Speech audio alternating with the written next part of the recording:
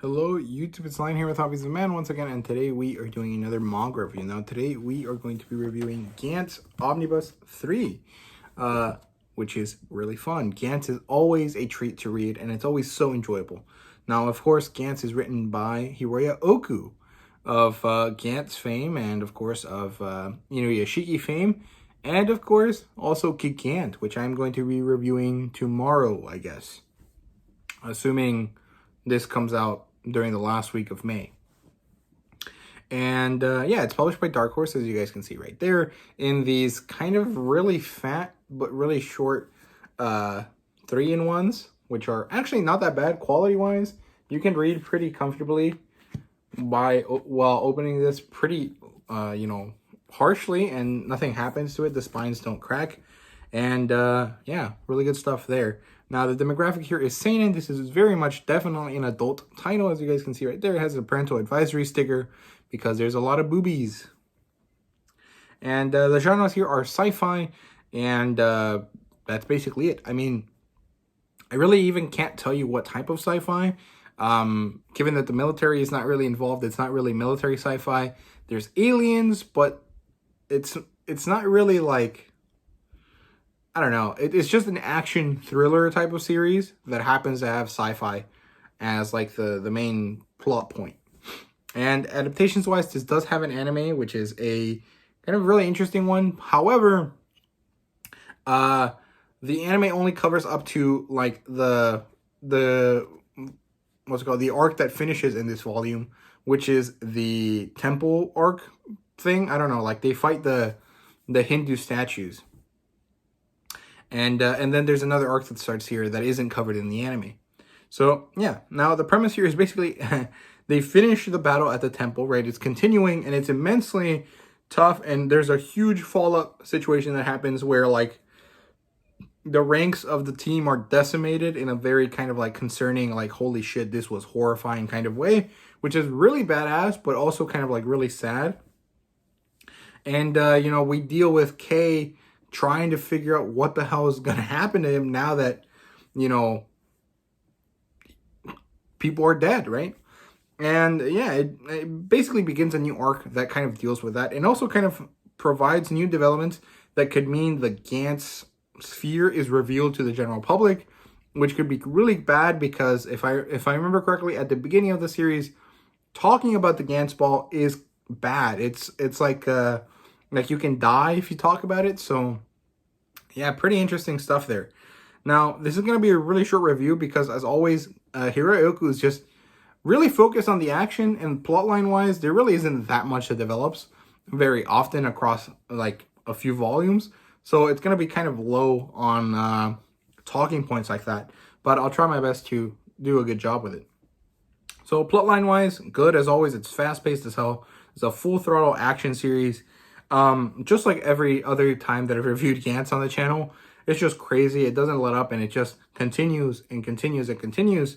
And yeah, there's really not that much in the way of understanding the kind of like mystery of Gantz and why it's here and what they do.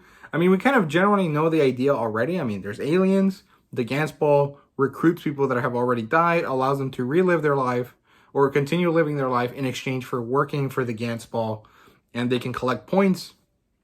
And we don't really know what the points are for, but we can assume that there's going to be like some reason for them.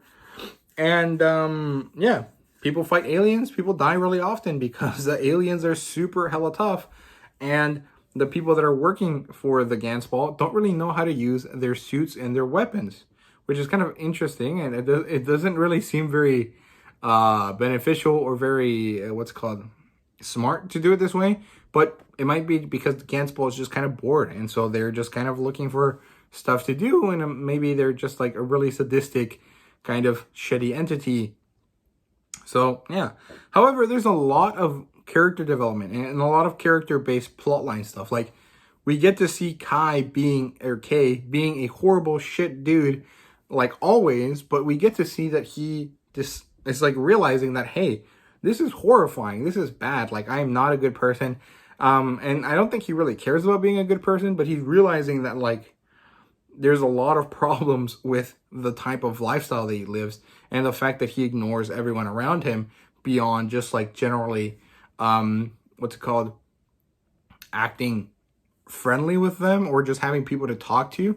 And it's kind of interesting, and I really enjoy that because it marking changes for Kai or Kai, whatever his name is.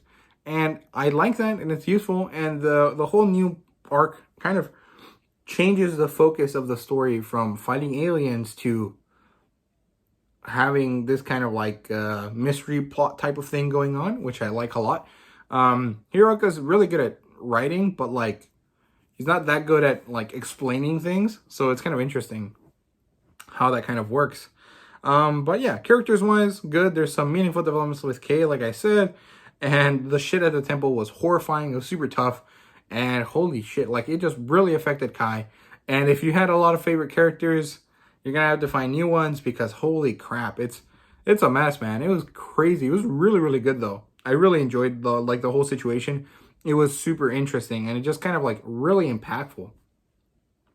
And yeah, now we also got a new character. I can't remember his name, but he's a really, really tall, kind of pretty boy guy that also happens to be a really, really good basketball player. And he's kind of the person that introduces this new arc and this kind of new plot line with the fact that the Gantz ball might be, you know, found out, like not just found in general, because it's kind of like a website thing and there's like a niche community that follows it, but like found by the general public, which would be really bad and really concerning, right? So yeah, world building wise, not much. The website thing that they have is kind of interesting, and it kind of reminds me of the ETE website, which happens to be from Gigant, which is kind of cool.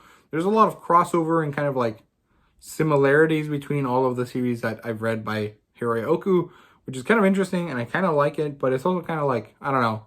The one thing that we do notice is an emphasis on the point system. However, nothing is explained about it. Again, I think that there's supposed to be like some reason why you should get to a certain number, but I can't remember what it was or if it was even explained.